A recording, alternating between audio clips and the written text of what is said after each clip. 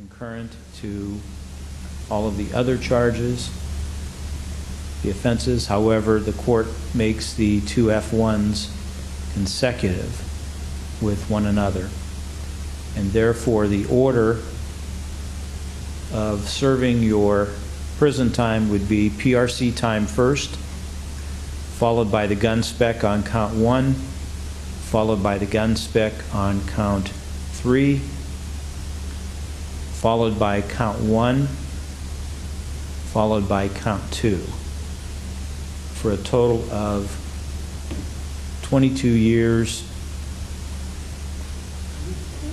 with credit for 231 days. The court determines that you have or will have the ability to pay restitution. Fuck your courtroom, you racist ass bitch! Fuck your courtroom, man! You racist as fuck! You racist as fuck!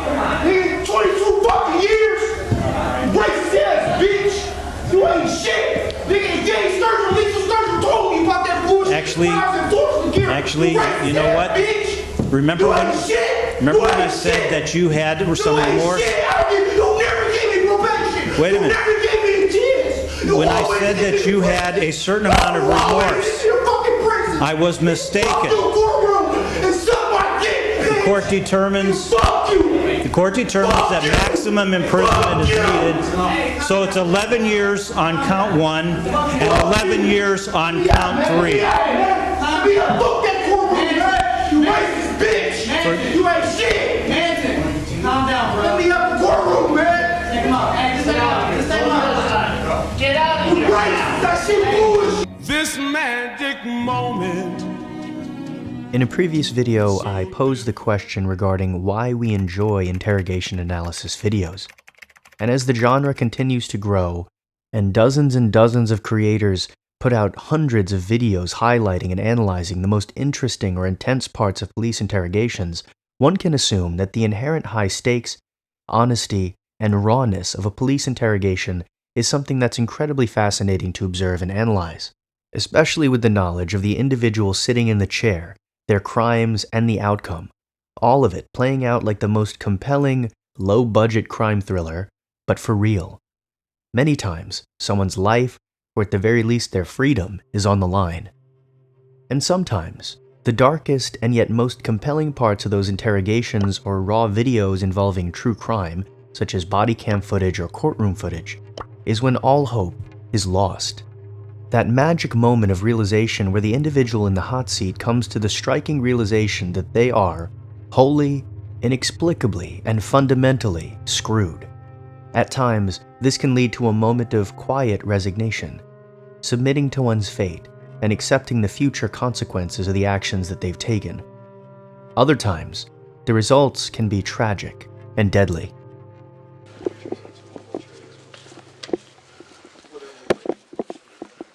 She just got here.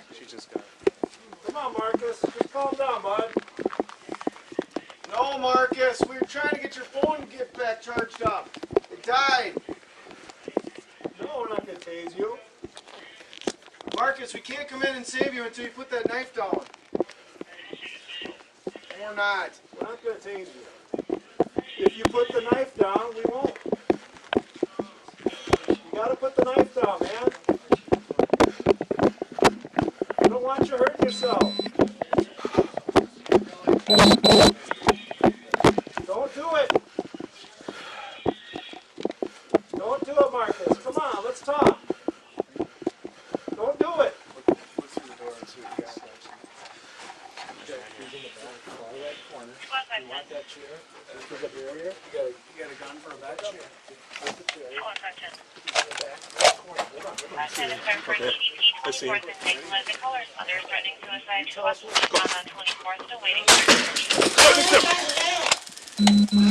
Got going, shit. Is that working? Drop the knife! Drop the knife! Drop it! Drop the knife! Drop the knife! Drop the knife! Drop the knife!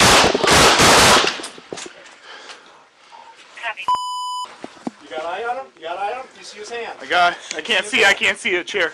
Hold on, wait. Quad 520 will be out with the silver Back up, Grand I'll pull Prix. her out. No. His right hand is underneath him, left hand is at his stomach. He's still moving. He's still moving. Drop the knife. You got another taser. Drop the knife. Drop it. Drop the knife. Another taser. Drop the knife. Drop the knife. Okay, knife's away. Crawl back to me. You gotta crawl back to me, Marcus. Come back to me.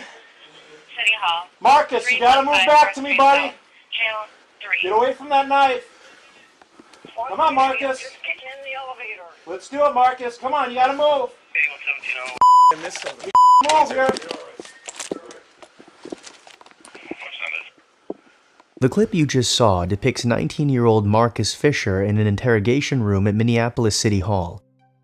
In December 2017, Marcus Fischer met with a man who he did not know in an attempt to purchase a firearm. The deal somehow went bad. Fischer pulled out his own firearm and shot the man in the chest once, grazing his heart and lodging the bullet in his lung. The man survived. Fischer even stated by his own admission the shooting was not justified in any way. During police questioning, Fischer asked the officers for water.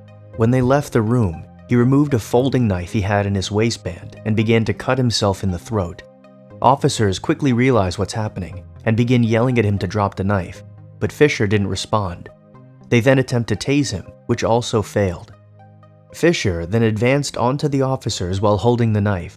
The officers shoot Fischer to disarm him, and he's subsequently sentenced to 6 years behind bars for the shooting and 2 counts of assaulting a police officer when he advanced on them while holding the knife. Standing before a judge, Marcus Fischer had nothing to say. No, I do not. Before he received his sentence of more than 6 years in prison.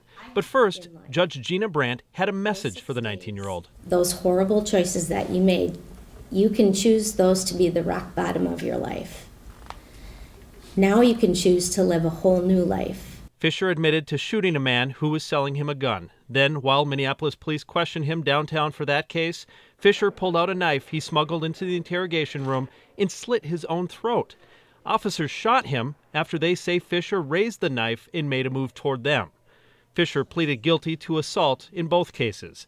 Judge Brandt pointed out how Fischer's family has supported him throughout. You have support, and they're going to continue to be there for you. He just said he's ready to face up to what he did, and he was just ready to move on to the next chapter of his life. But Fischer's father, Eric, is still angry about the police shooting. Well, I guess if that's what they want to say, the cops saved his life, whatever, man. They can say whatever they want. I watched the tape. They were in no danger whatsoever when they opened fire on my son. Eric wishes his son would have fought that charge, but says he'll still be here for his son when he's released from prison. On the spectrum of behaviors one can exhibit when faced with a seemingly terrifying, inescapable, potentially life-altering situation, this sits towards the end of more extreme. When faced with confrontation or a challenging situation or circumstance, the fight or flight response will typically kick in. Fight doesn't have to manifest itself as a literal physical struggle. It could also mean facing whatever challenge is presented head-on. And flight doesn't have to manifest itself as literally running away. It could mean, as attempted by Fischer, fleeing from the situation by attempting to end one's life. Sometimes, though, the flight response can be taken literally. In October of 2018, 17-year-old Quantrell Scwartzlow was taken into custody during the execution of a search warrant in the 400 block of West Beloit Street in Ordsville, Wisconsin. He was then promptly taken to the Rock County Sheriff's Office, where he was placed in an interrogation room for further questioning.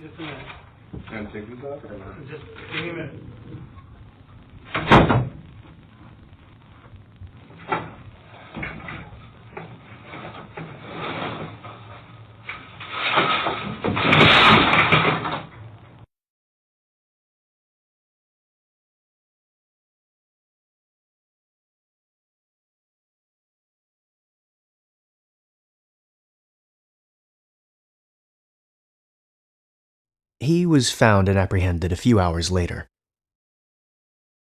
While some criminals or individuals in custody might have a flight response that causes them to jump out of windows, escape through ceiling tiles, or even attempt to end their own lives, the more dangerous of the two responses, especially to the officers, is the fight response. The fight response can be dangerous and potentially deadly for both the suspect and law enforcement. Relax.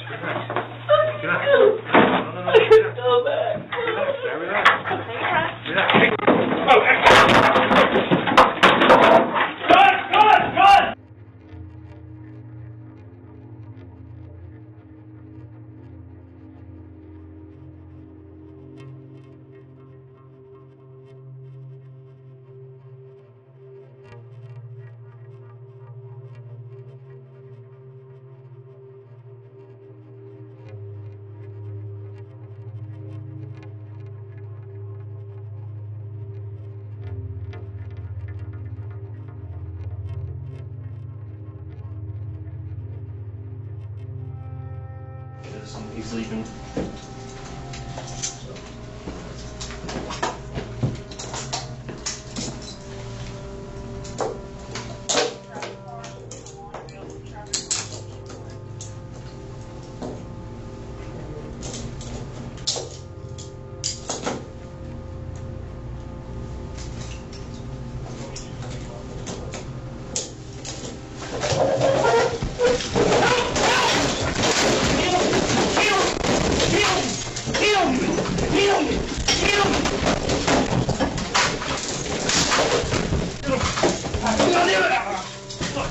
Piece of shit.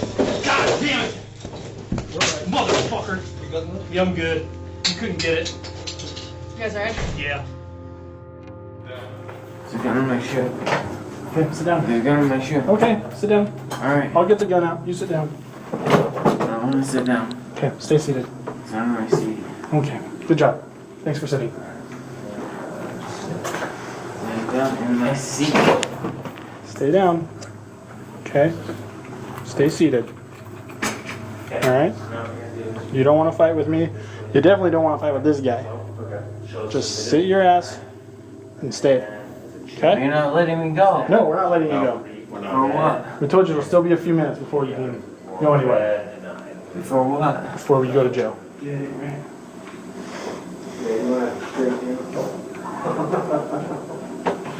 Tell you what, give me your shoe. No. Yeah. Not giving you my shoe. Give me my shoe. I got it. Okay, fuck, he's got my gun! He's got my gun! You're about to die, my friend! Let go! Let go! Fuck! Don't grab the gun! Valley 421, shots fired. Shots fired, shots fired. Fuck. You good? You good? We need medical. Yeah. Fuck. Fuck. That's our medical at the intox service. Acting out. Out. Out. Lane. Door. Out. Stay here. While fight or flight describe in very wide terms the range in which people can act when faced with a high-stress situation, not every reaction can be neatly categorized in this way. Sometimes, after that magic moment, the moment where hope for the suspect ceases to exist and they come to the striking realization that everything in their life is about to dramatically change for the worse, and they can never go back to the way things were before, is quiet resignation. An acceptance that what they've done has been exposed, and that reality-altering consequences are on the way. Before a trial or even police interrogation is initiated, before a suspect is even locked down, that fight-or-flight response can manifest itself in very outward ways, even if that individual would want nothing more than to hide that internal chaos. And that attempt to hide internal chaos is exemplified wonderfully in the case of Stephen McDaniel. About 5 days before this interview takes place, Stephen McDaniel used a master key he obtained for the apartment complex he lived in to access the apartment of Lauren Giddings, a neighbor who he was obsessed with. At around 4:30 a.m. on Sunday, June 26, 2011, Stephen McDaniel put on a mask and some gloves and let himself into Giddings' apartment. Once inside, he approached Lauren, who was initially asleep, and strangled her to death. The day after this, using a hacksaw, Stephen McDaniel dismembered Lauren's body in the bathroom and attempted to dispose of her remains.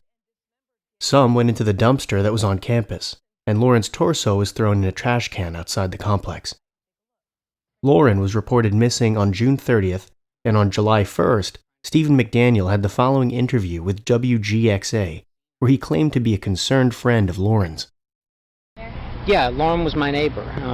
We're just trying to find out where she is at this point. I mean, no one has seen her since Saturday. I mean, the last time anyone heard from her was an email that she sent out, and no one's heard from her since. Did you see her hang out with anyone at the time, anything like that?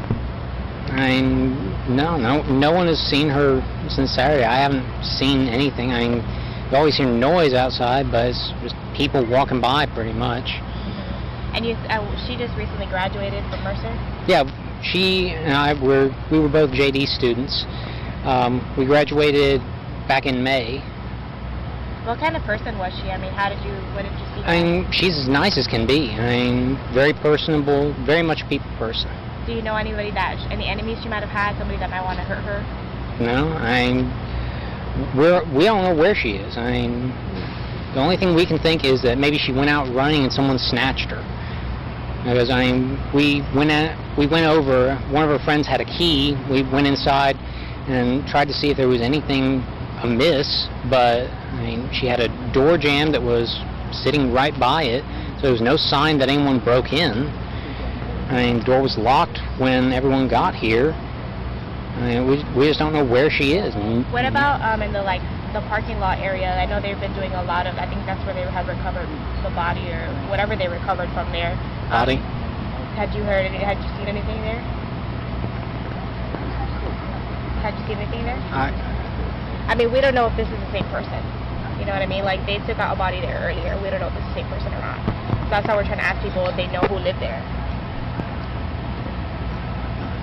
Are you okay, sir? I think I need to sit down. Okay. What time would you go out running? I don't even know when. Was it at night or morning?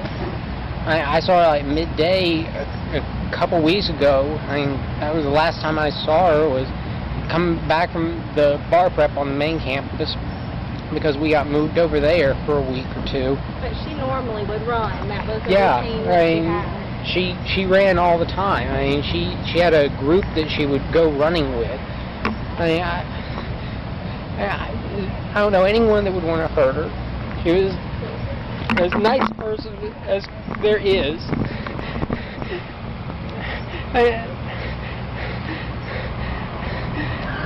Was she moving soon? Did you know anything about her? Yeah. She was going to be moving out today. She was supposed to move out today because someone else was going to be moving into her apartment, a new law student. Do you know if she was like, where is she from? Is she from Maryland? Yeah, she's from up in Maryland. Can I just put this on you so we can hear you? Is that all right? Okay. I'm so sorry. Here, and you can just hold on to that. Thank you. Yeah, she's from Maryland. Yeah, I mean, she was from up in Maryland. I mean, all her family was there, as far as I know. I mean, What's going on in your mind right now? Like, what are you thinking? Why would anyone do this? She didn't hear anything? No. Didn't see anybody? I just heard something. Maybe I could have helped. It's okay, don't worry. Do you want to sit down for a second? You got something to drink?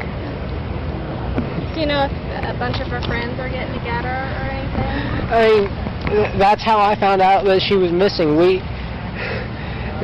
A bunch of her friends came over yesterday night around midnight, and they hadn't seen her since Saturday, so they were trying to find out where she was. So they were knocking on there.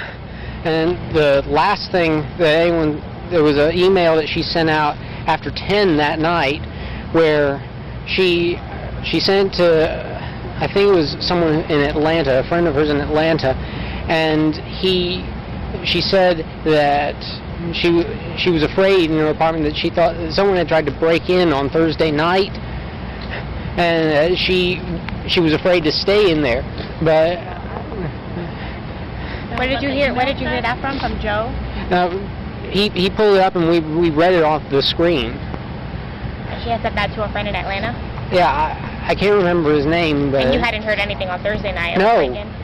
She never came to you to tell you anything? No, if she had, I could have done something. I could have lent her a handgun. I've got a little handgun that I have for defense. And she could have slept over or something? Yeah, something. If she was afraid in her apartment, then, get her out of there. Is that her to break in? That's what she said in the email. She thought that someone had tried to break into her apartment. She said, like, Macon hoodlums tried to break into my apartment on Thursday night. We can't hear it. And then this morning they knocked on my door. They were looking around trying to find anything, and a few of the other friends, Burpee and Garen and Ashley, they were here. They were here last night, and they'd come back this morning. I just went out and talked with them, and then they moved us all over to the side, and they bussed us all down to the department and kept us there until I got back just a little while ago. They asked us questions. Yeah, they took statements trying to find out if anyone had seen anything, if anyone had heard anything, when the last time anyone saw it was. No, they haven't confirmed, at least not with us, that it was Lauren that they found. Are you holding out any hope right now? I hope, but if they found it on the property somewhere.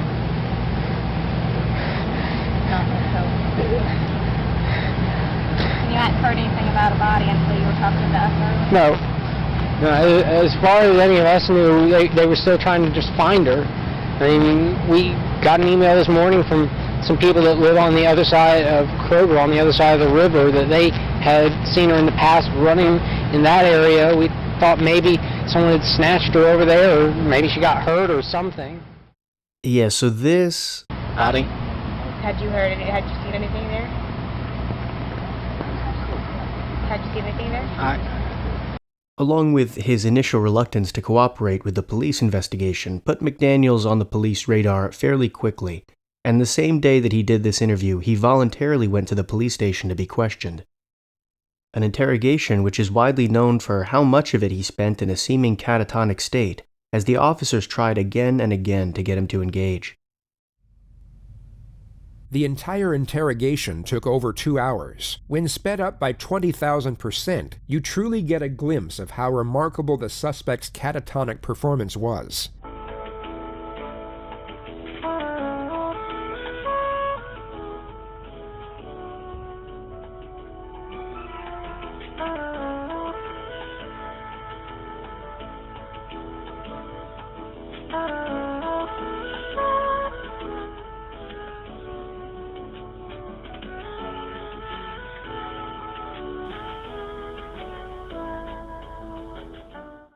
Ultimately, McDaniel accepted a plea deal and pleaded guilty to murder. He was sentenced to 30 years to life in prison. Since his sentencing in 2014, he has attempted to appeal, but his attempts have been rejected. The fight-or-flight response can also be seen when in the thick of a police interrogation, and very few interrogations capture this moment and the subsequent resignation better than one of the most famous interrogations available to watch online. One that has been analyzed by countless YouTube channels, the interrogation of Colonel Russell Williams. This interrogation lasted nearly 10 hours in total, and the released video is nearly 3 hours long and was conducted by the now legendary interrogator Jim Smith. In this part of the video, we'll just take a look at a brief section of the interrogation, since I know this interrogation has been analyzed to death. But before we do, it's important to know a little bit of the background about Russell Williams and the steps taken to get to this point in the interrogation. I do highly recommend, however, if you have an interest in police interrogations and somehow have not seen the Russell Williams interrogation in its entirety, watch it. It is certainly worth it, and demonstrates a textbook example of some of the steps of the Reed technique. But for those wanting a short summary, Russell Williams at the time of this interrogation was a colonel in the Canadian Armed Forces, a senior rank. Also at the time of this interrogation, Russell Williams had committed dozens of break-ins, sexual assaults, and had murdered at least 2 women. After matching his tire treads to ones found at a crime scene, Williams was quietly brought in for questioning on a Sunday under the guise of helping out with an ongoing case. For a majority of the interrogation, Jim Smith slowly dissects the ongoing investigation of a murdered woman in front of Williams, slowly connecting him to the victim, revealing evidence bit by bit, until the magic moment. Keep in mind, as you watch this clip, there may not be one particular instant where Williams realizes it's all over, but as the evidence is revealed, the progression of understanding that the life he has known before he entered this room is now gone. You and I both know they're going to find evidence that links you to these situations. Okay. You and I both know that the unknown offender male DNA on Marie Transcomo's body is going to be matched to you, quite possibly before the evening's over. Okay? This is a major investigation. The Center of Forensic Science is on call 24 hours a day helping us with this. Your opportunity to take some control here and to have some explanation that anybody is going to believe is quickly expiring.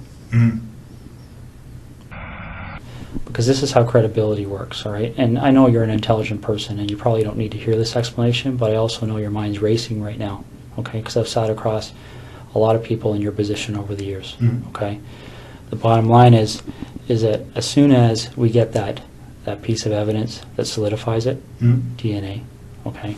As soon as the expert in footwear impressions, the expert in tire impressions calls and says, yes, I've examined those and they're a match, it's all over.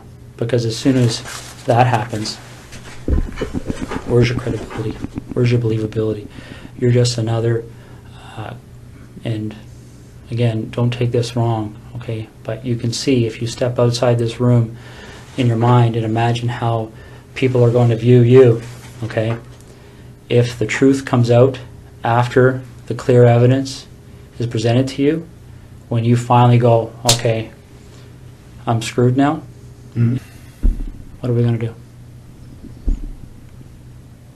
And just like that, everything Williams has grown accustomed to, his life, his status, his freedom, has vanished. You'll notice, as the accusation is leveled against him, there is not so much as an attempt at a declaration of innocence. There is no refuting of the evidence presented, just silence as he stares at the pictures of the tire treads and shoe prints. At this point, his body might be going through what is known as general adaptation syndrome, a pattern of responses that the body goes through after being prompted by a stressor. The 3 stages are alarm, in which the stressor is perceived, something which Williams has probably been feeling in the minutes leading up to the revealing of evidence, and especially in this moment. Resistance, in which the body stays activated at a higher metabolic level in order to offset the stressor. This stage cannot be maintained for long, which leads to the 3rd stage, exhaustion. Prolonged exposure to the stressor, in this case the interrogator, evidence, and accusations, will result in a rapid depletion of the body's resources. It is this stage of exhaustion in which he will ultimately confess to his crimes. Russell, you know there's only one option. What other option is there? What's the option? Well, I don't think you want the cold-blooded psychopath option. I might be wrong. Okay, because don't get me wrong, I've met guys who actually kind of enjoyed the notoriety, got off on it, got off on having that label. Bernardo being one of them. I don't see that in you. If I saw that in you, I wouldn't be back in here talking to you, quite frankly.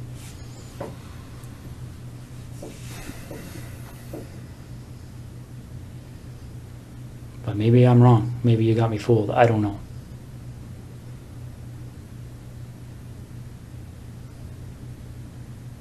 This is over. And it can have a bad ending where Jessica's parents continue to wonder where her daughter's lying.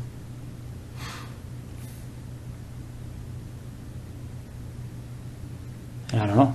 I mean, obviously, there's a huge search still underway, and it'll continue. Williams remains defiant, still in the resistance stage.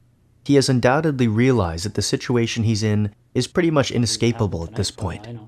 He is guilty, and there isn't anything he can do in order to make his current circumstances go away or get rid of the evidence presented.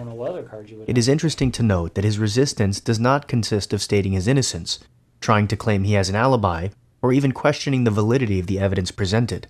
He simply sits in silence. So what am I doing, Russ? I put my best foot forward here for you, bud.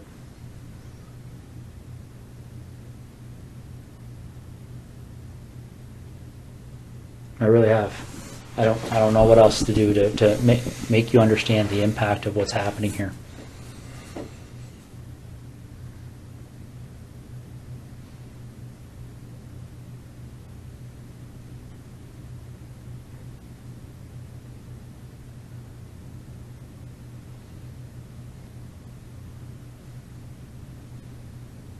Did we talk? I want to minimize the impact on my wife. So do I. After this point in the interrogation, Russell Williams confesses to multiple sexual assaults, break-ins, and the location of Jessica Lloyd's body, as well as the circumstances around her murder and the murder of Marie France Comio. He also told police that they were going to find pictures of the victims he had kept, as well as various pictures of him wearing their clothing. When all is said and done, Williams was sentenced to 2 life sentences for first-degree murder, 2 10-year sentences for the sexual assaults, and 2 more 10-year sentences for forcible confinement, and 82 individual 1-year sentences for breaking and entering, to be served concurrently. The investigation, arrest, and interrogation of Colonel Russell Williams stands as one of the most famous in the sphere of police interrogations and analysis of police interrogation tactics. The interrogation room is not the only place where a moment of realization can occur. It can also happen in the courtroom, specifically during sentencing. While having your crimes laid out to bear in an interrogation room certainly would come with a high level of stress and anxiety, which would lead to some of the reactions we highlighted so far, depending on the severity of the crime, there might be some hope still left in the suspect. Perhaps some of the evidence will get thrown away or is inadmissible. Perhaps with a good lawyer, the sentence will be reduced, or a not guilty verdict will be found. Perhaps there's a chance for a mistrial. All hope is not yet lost. That can't be said with as much conviction during sentencing, however. After all of the arguments have been made, all of the evidence has been presented, after a jury of your peers or the judge has come to a final conclusion as to what will become of the remainder of your life, the sentencing of an individual who perhaps still had some hope of release can be absolutely crushing, and depending on the individual and the circumstances, can result in some intense reactions and outbursts. Thank you. Your Honor.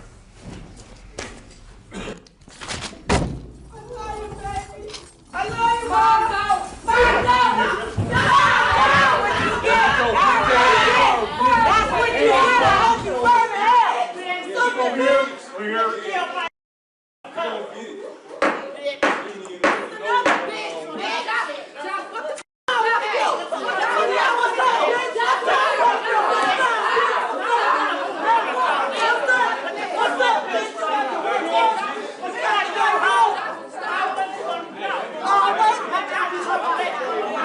Court's in recess for 15 minutes.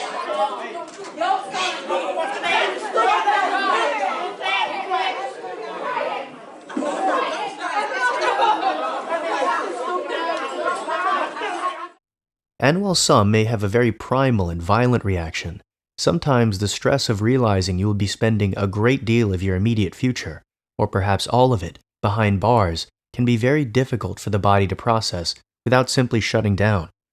In 2012, a Garfield Heights high school basketball star by the name of Tony Farmer was arrested and charged with kidnapping and assault of his ex-girlfriend, Andrea Lane, in the lobby and parking lot of her apartment in Bedford Heights. The attack was captured on security camera video.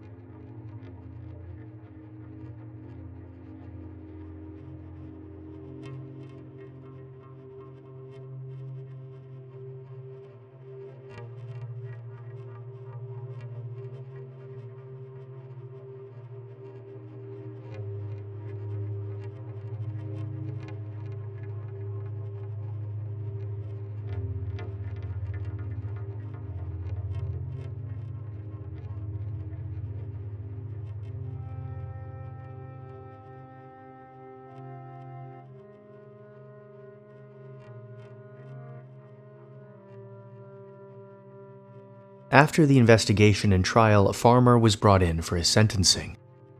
That the defendant shall serve a term of 3 years, which is the minimum on count 1 of that. As to count 2 in that case, felonious assault, a felony of the 2nd degree, it is ordered that the defendant shall serve a term of 2 years in prison on that count. As to count 3 of that case, the robbery, which is also a felony of the 2nd degree, the court orders that the defendant shall serve a term of 2 years on that count as well.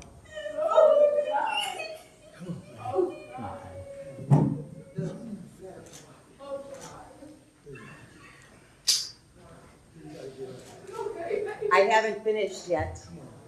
I haven't finished. I haven't finished. 20.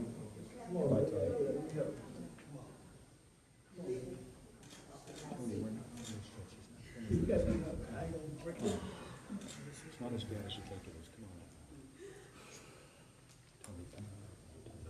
on. On the sole count of the indictment in case 564206, the felony of the 3rd degree, the court orders that the defendant shall serve a term of 9 months in prison on that count.